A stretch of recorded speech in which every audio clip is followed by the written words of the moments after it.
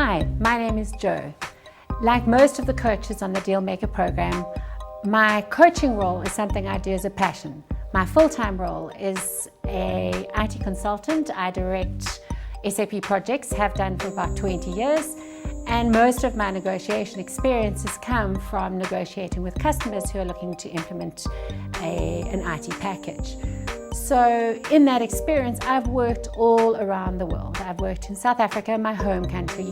I've worked in Australia, New Zealand, Vietnam, America, Latin America, Europe, and have done some interesting studies about the world of working in China.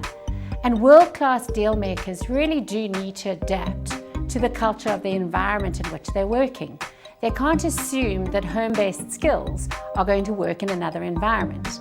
For example, in Australia, I find that it's better to actually start with the small issues first, so that you earn the right to have the conversation about the larger issues. Whereas back home in South Africa, we prefer to talk about the main things first, so that we actually know that we've got a deal on the table and then work to small things later.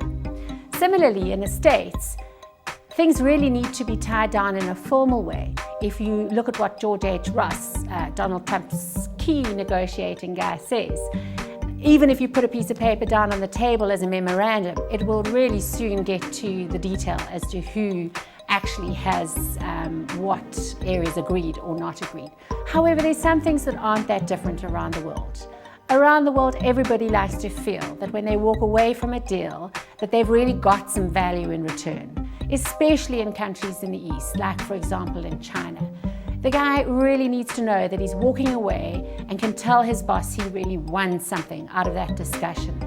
And provided you ensure that you've got value in return, you're bound to be a world-class negotiator.